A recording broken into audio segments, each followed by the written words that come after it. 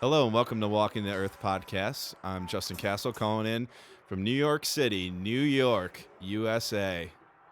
And I'm Mike Margulies.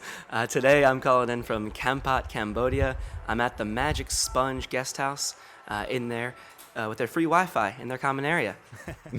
That is a lot to go for free And- Wi-Fi. And that lovely Englishman is Andy Yeoh. Hello. He's from the UK.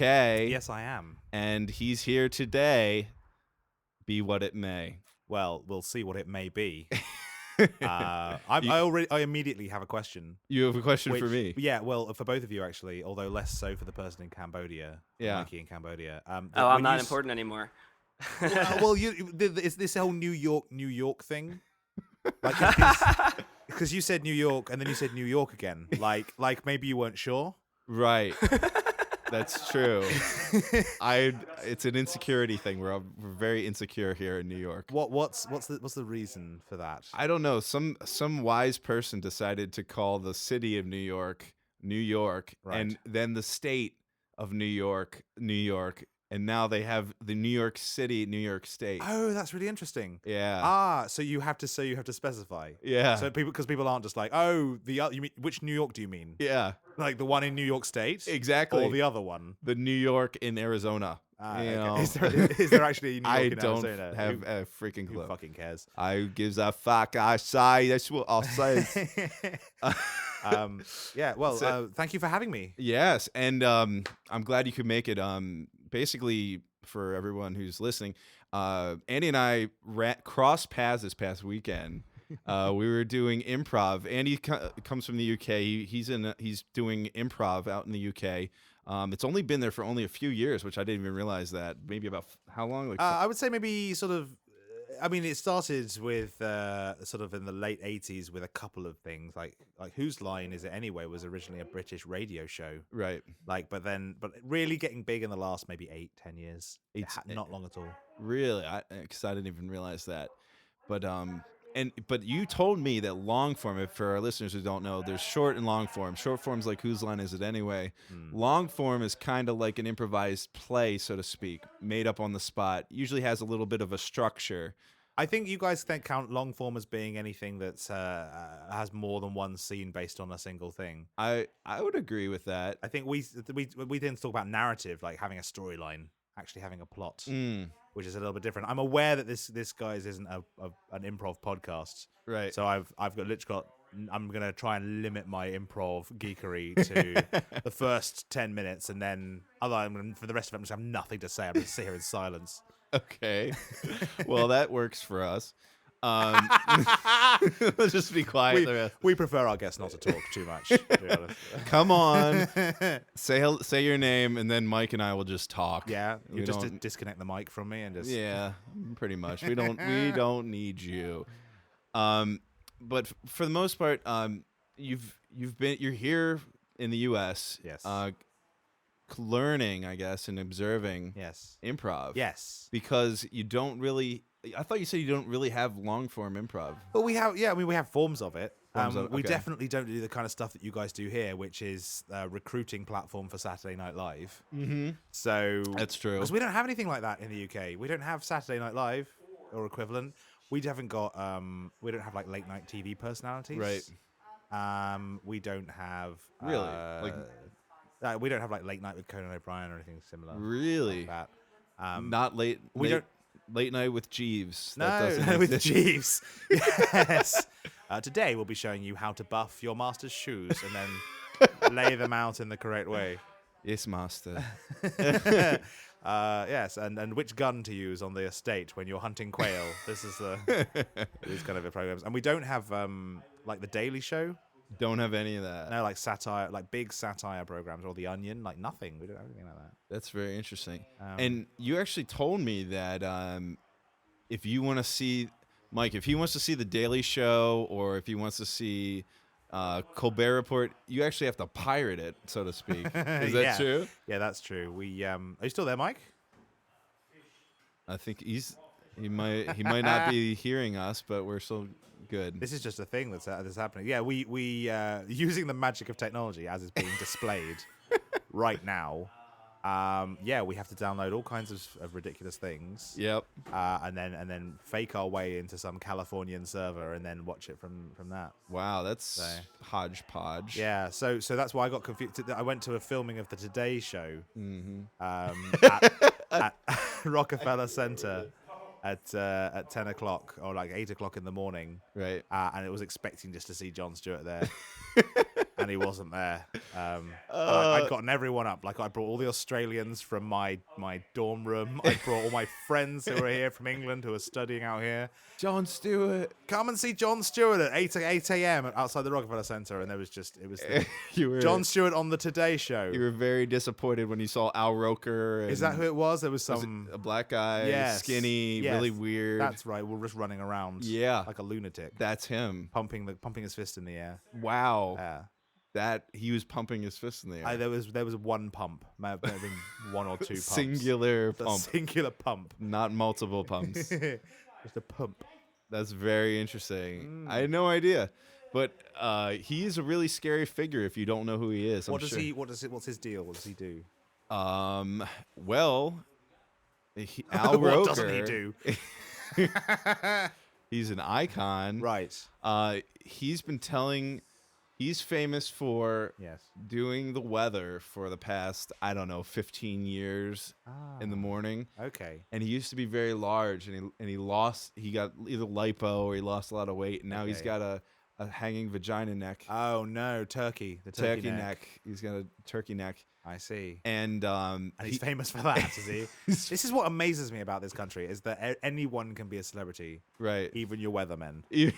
I mean, we talk about the weather a lot in England. It's kind of a cliche, but you guys actually just put your weathermen on television, and that's it, in front of a crowd, and we say go. Yeah, and then they get dressing rooms and stuff. Oh, absolutely, they get treated divinely, right? And treated like Greek gods almost. Who love the Greek gods? Who did bring weather?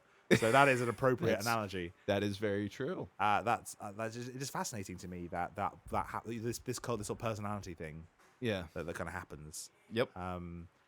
Now he's famous. So he's been doing it for 15 years, and his favorite saying is it's gonna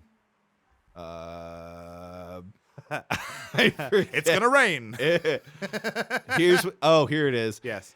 This is what's happening in the nation, and here's what's happening in your neck of the woods. And that's what he says. Your neck of the woods. He said that for like 15 years straight. Right. And if he didn't say it, I think he would not have a career anymore. The minute that he forgets to say it, he's fired. Exactly. And that's it. So he's got a catchphrase. Yep. You can get it on a T-shirt. Exactly. You can probably get it on a T-shirt. Exactly. That's nuts. And I don't know. He's been doing it for a long time. But again, you must have been really surprised to not see Jon Stewart. Yeah. Surprised and disappointed and sad, and then apologetic to everyone I brought. And then a little bit kind of hopeful that we might get on television anyway, and then sad and angry that we didn't. Oh, really? We stood in the wrong place. Oh, I'm sorry. So, no. I'm sorry to hear that. No, it's fine. It's fine. It's a beautiful city. I've just been wandering around it like a tourist looking up in the air. Right. And then just went back to the improv. Yeah. Really, because I'm on a fact-finding mission here for various reasons. That's right. So you're here from the UK because we are Well, the UK doesn't currently have an improv theatre. They don't have like a 100% dedicated. No, they've nothing called an improv theatre, and nothing I think that really does even majoritively improv. So you're kind of like the bastard child of theater, right? Oh! In the UK, improvisers are looked down on by the rest of the performing arts world. If you have improv on your CV, it's almost like a negative. Are you serious? Yes, because improv in the UK is something that theatre people do to warm up. That's really yes. Well, I guess a long time ago here, like 50, 60 years ago here, that was the case. Yes.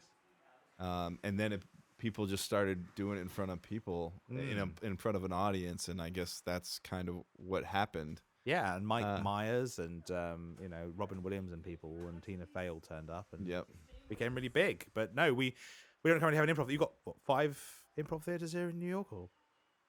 We've got, I don't know exactly the correct number, but we've got at least 4 or 5 I can think of, maybe even 6. maybe even a 7th. They just keep popping up. And that's just in New York. That's just in New York. They just becoming increasingly. There's a higher demand that keeps increasing exponentially, Right. and I just know that the classes I've been taking classes at the Upright Citizens Brigade Theater, and they said they have several thousand people in the class at any given moment. Other classes are available. Other classes are available. There's a number of great theaters, so feel free to check them out. Yes. Um, But this idea that you guys are just in New York, you've got that many, and all these classes and all these students and all these improvisers, and in the UK we don't have one. you don't have a single one. Not yet. Not yet. Because the plan within this year is for we're planning to open one. Right. So this has been really exciting coming here and taking photos. I've been standing on stages Yes. whilst people have been filtering in. People looking at me like, "Is this the opening act?" Yeah. With my camera, you were there. I saw you do this, and I was like, "Wow!"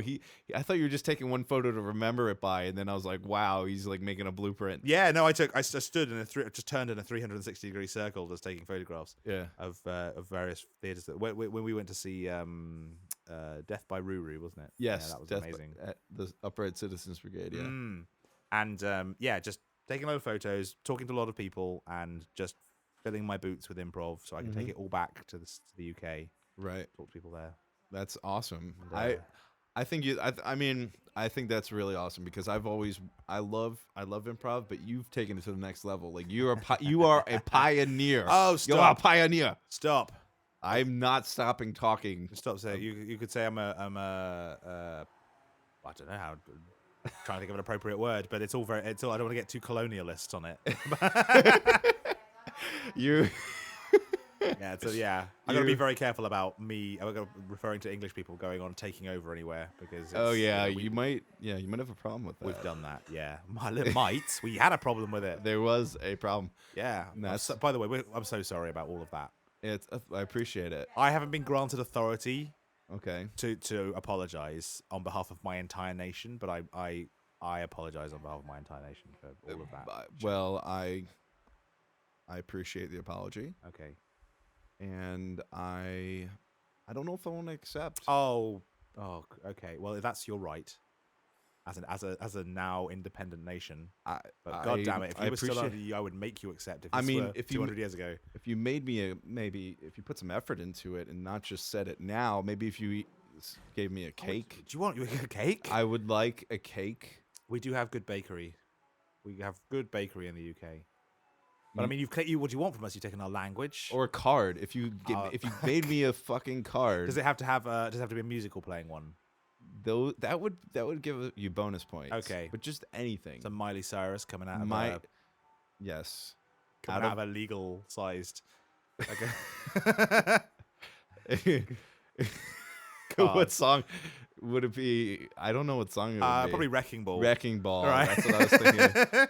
You're coming like a Wrecking Ball, which is a perfect analogy for our country's relationships. You were like a wrecking ball. We were like a too. wrecking ball. We just came in, Those damn smashed it red up. coats. Those damn red coats. Didn't do us any good. No. And that's why you're on all those commercials negatively connotated Oh, really? as the villains.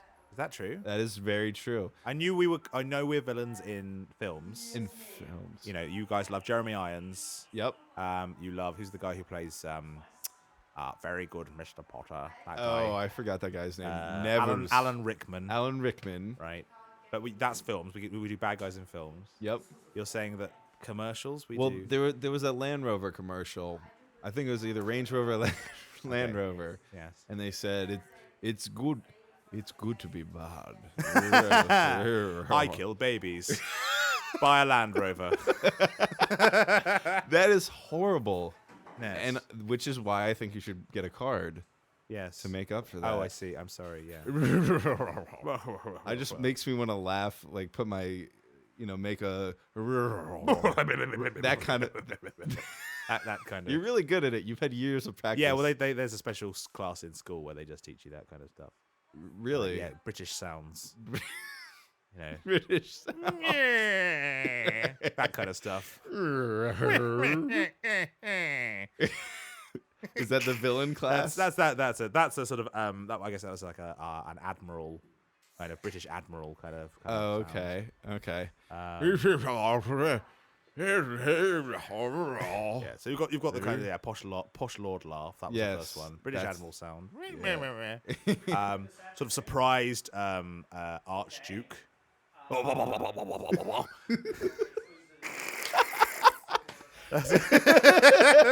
There's all kinds. Yeah, there's all kinds of.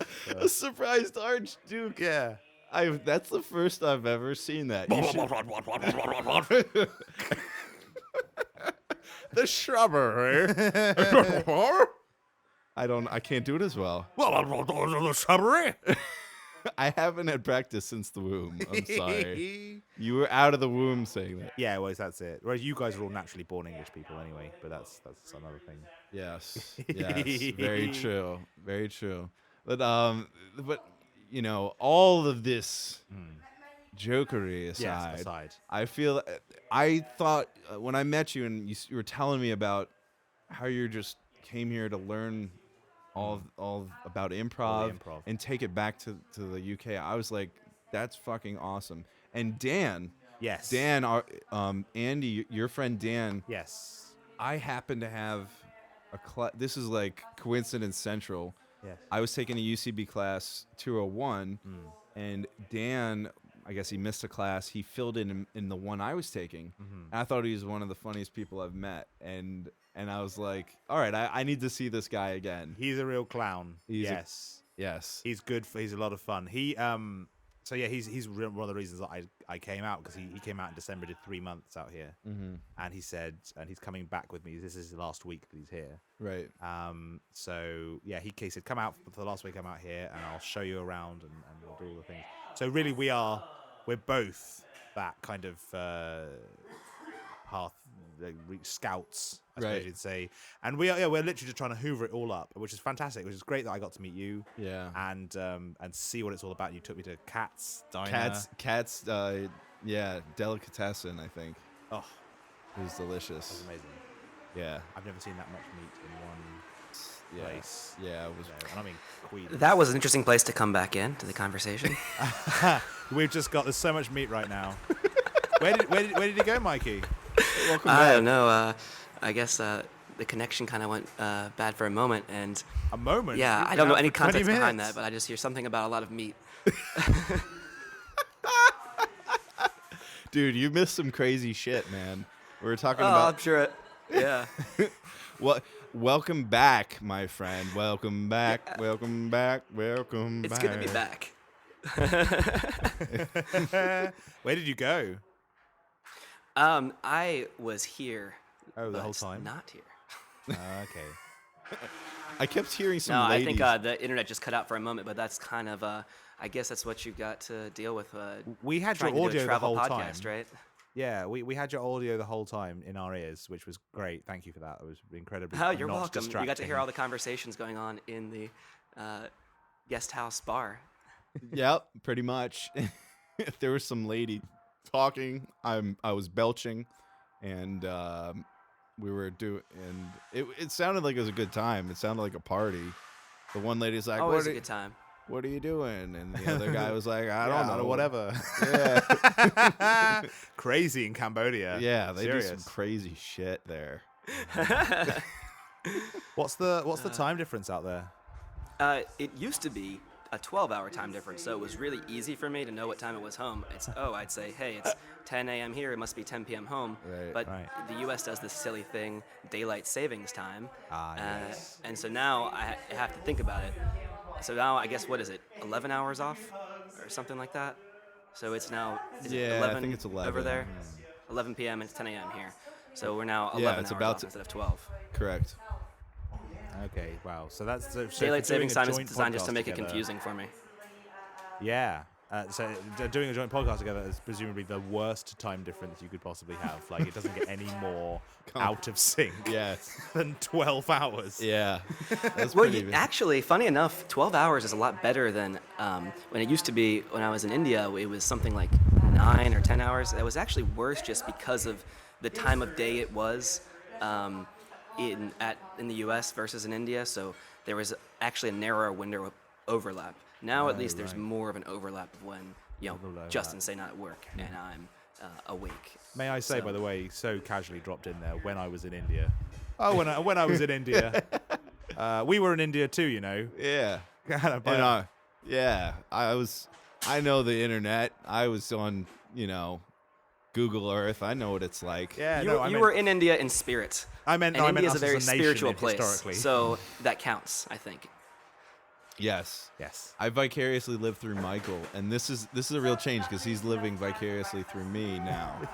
Yeah. So- Yeah, normally Right. the guests are on my side of the show, but now Yeah. it's I'm on the other side of it, and now I know how Castle feels like whenever we're talking and his Skype connection goes off.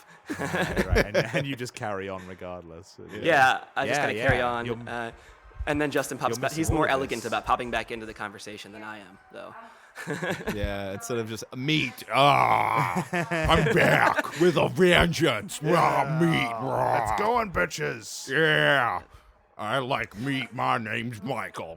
You're missing so much here. You're missing. I'm wearing a waistcoat. You're missing the foam. Yep. There's a shitload of foam all over the place. What fascinates me about this foam that you've got, I don't want to say positioned, it's more strewn Yes. around this recording studio, is that it's not all the same kind of foam. Like there's some stripy stuff, Yeah. and then there's some like, I don't know how you would describe that pattern. Alternating. Alternating. Do you have multiple Wolverine colors patches. of foam? No, they're the same color. They're the same color. It's just different patterns, like that alternating Wolverine gash pattern. Yeah. And by studio, he means my bedroom. Yeah. Yeah. And by bedroom, I mean this hole. Yeah. That's what he's talking about. I guess this but is what like- happens when you put three improvisers onto a podcast. Right, exactly. The differing amounts of foam indicate that you didn't get it all from the same place. So did you steal it or did you find it? Oh, both. Sort of a combination. I stole / found it. Yeah, I found it, then I stole it. Oh. Well, this foam, the cross-sectional foam, I got in college. It was Okay. in the basement of one of my houses, and it was stapled to the wall. Nice. And I said, I'm taking Having this. that, yeah. I'm taking this shit. Yeah, that wasn't on the inventory. No. Who's gonna miss it, man? Yeah, they count your teaspoons and they're like, and where is the acoustic foam? Yes. Might I add, that one piece. Yeah, so sorry, we're talking about stuff right here in this room, Mikey, so you're kind of, I apologize. Yeah. We'll show you. Oh, he's gone. Michael is Hey, gone. I'm kind of here. I'm actually interested. So, and you probably, while I was cut off, maybe you've already touched on this, but I kind of think it's really interesting how you're traveling out from the UK to the US to learn more about improv. So it's kind of like, I don't know, it's still another angle on the, whereas I leave the US and I'm going elsewhere to learn things, it's cool seeing someone coming to the US to learn something new.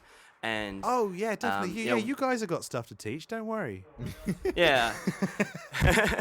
Well, it's funny because for me, and obviously growing up in the U.S. is okay. Everything that's in the U.S. to me is kind of a baseline of Yeah. it's what I'm used to. So everything else is foreign to me. And the U.S. is just so basic, right? And so everything else is exciting and new and different. And I guess maybe I'm interested to hear what do you think is sort of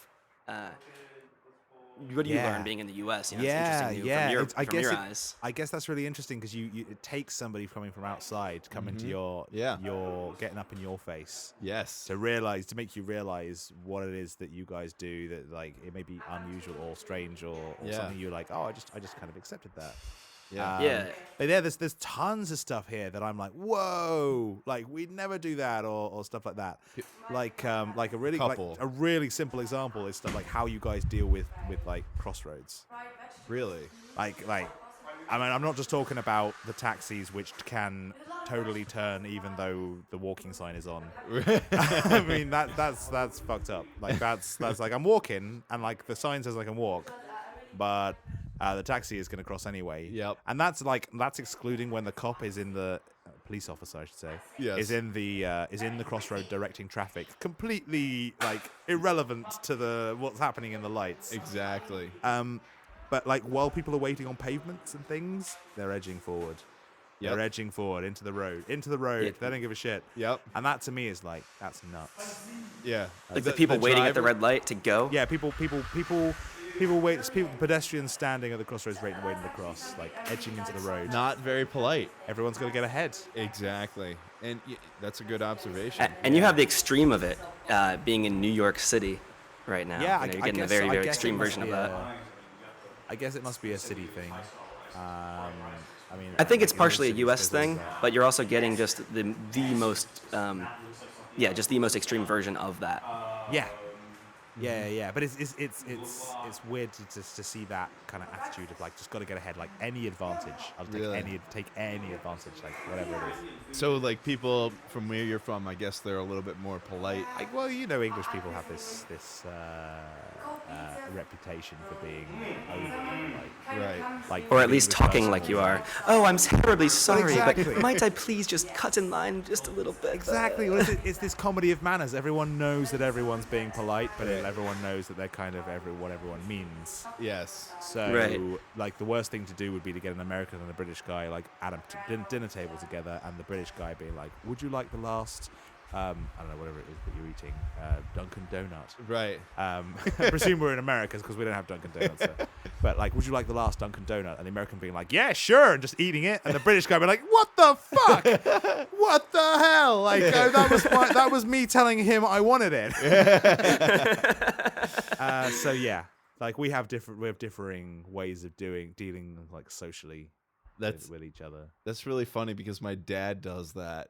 Oh, really? He says, "Oh, do you want the last piece of steak? No, you should eat it. You should eat it." But you know that he really wants to eat it. Yeah. I wish that person would tell me that they want to just fucking eat it. No, but that's the thing. Like in our like thing, you would then recognize that I want it, and you would go, "Oh no, you have it, Right. Even though you want it, you're like, "Fuck." Well, he asked first, so right.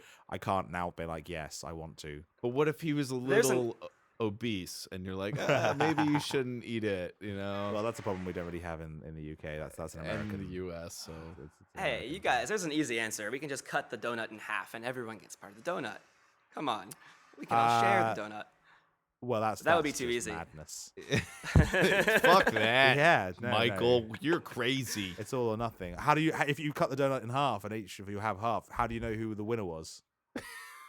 Oh, that's a good point. Who won there, buddy? Yeah. That's the other thing as well. I've noticed there is definitely a winning losing thing here that we don't necessarily have. That Really? yeah. How did you recognize it? Like what? Is there a scenario that? Well, there's came up? the improv is a perfect example Yeah. because in the UK, because we're a small scene, we all know each other in the whole UK. It's a big community. It's a small community, very tightly wound. Yeah. And we all do improv and people kind of do each other's things. But here, there are like auditions, Right. which we don't have. Right. You don't Like, have when you auditions. No, well, when you form an improv troupe in the UK, you go, okay, I've done a bit of acting or I've done a bit of improv. I fancy doing something. You call some people up. You're like, should we form an improv troupe? Yeah, let's do it. Wicked. Let's book a theater, whatever.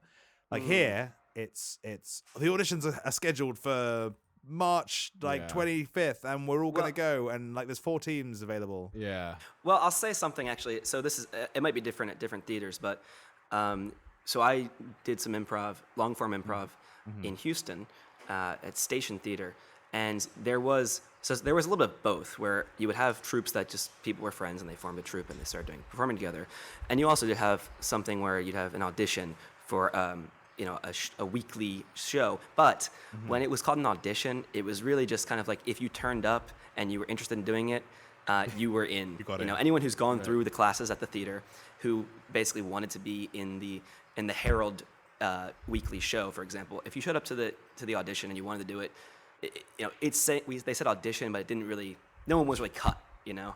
Right.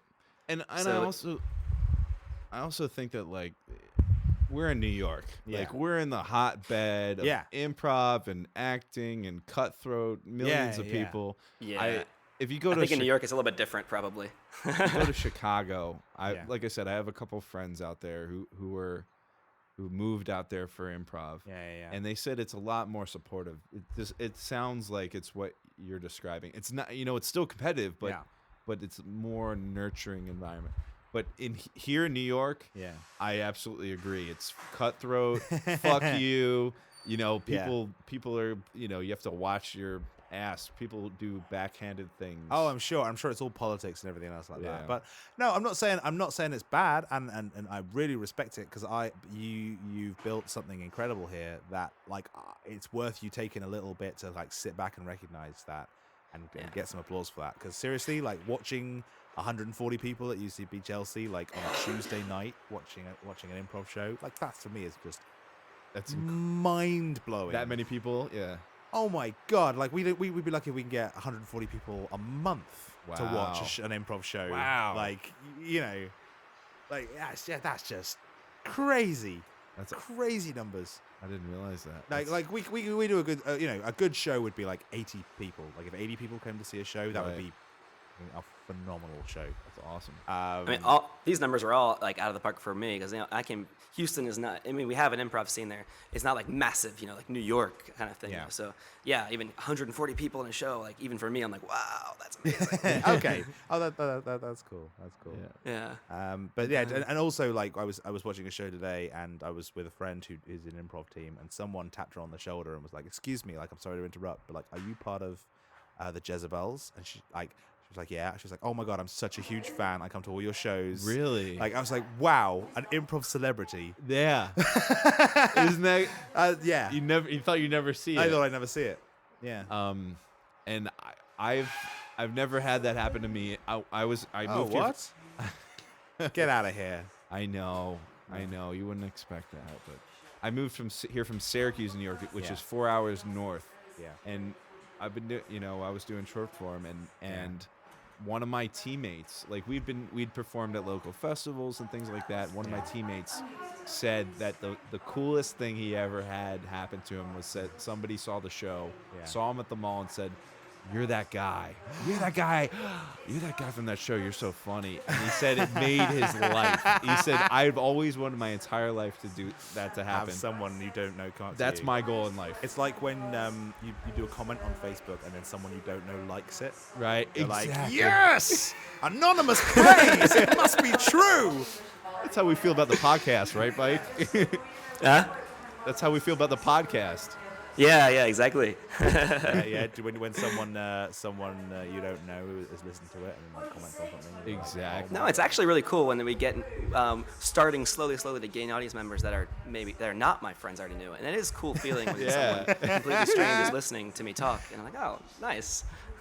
That's amazing. So this podcast is very much like an improv show in the UK, in that it's just being watched by all your people you know. Right. Yeah. Well, it's actually it's grown traction. Where would you say our listeners are? A lot in UK. I mean, found out, right? Really? We have, what's nice is as we're bringing on guests from different parts of the world, you know, their friends tune into that episode, for example. So we have listeners from different places. It's still mainly the U.S., but we do have a bunch of people in the U.K. listening, and like Germany, Israel, India. Well, hello to all of my friends in the UK. To anyone who might be listening, the invasion begins in 2 hours and 40 minutes. So please get into your boats now. Well, by the time this is posted, it'll be too late. So. Oh, shit. That's okay. Well, in that case, then, may I say to everyone, all my friends, congratulations, we did it.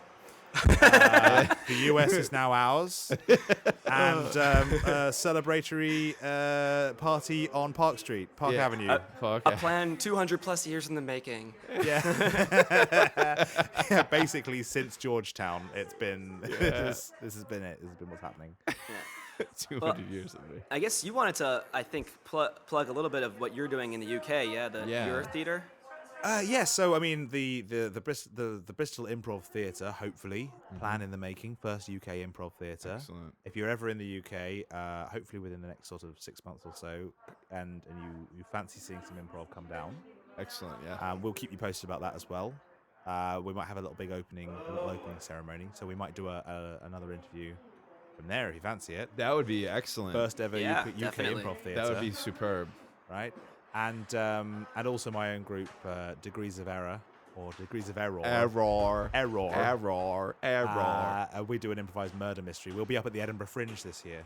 Yes. You want to come definitely and check plug that that. Tell We'll be at there's all kinds of details. Just go to degreesoferror.com Error. and check us out. Awesome. And definitely, Mike, if you happen to be in Scotland during the Fringe Festival. Do your travels take you to Scotland, Mike? What? Well, it's not in the plans yet, but you know what? I say I never have plans. I have trajectories because everything I do it's all improvised, basically. What a beautiful phrase. So, Oh. so maybe. I'm going to steal that. Yeah. Hey, that's the best form of flattery. Yeah, absolutely. It's the Yeah. best. Stealing. I'm flattered. I want your car, so I'm going to Right. steal it. You guys, you must have really, really liked this foam then. Yes. I stole the shit out of this foam. It's really good. Yeah.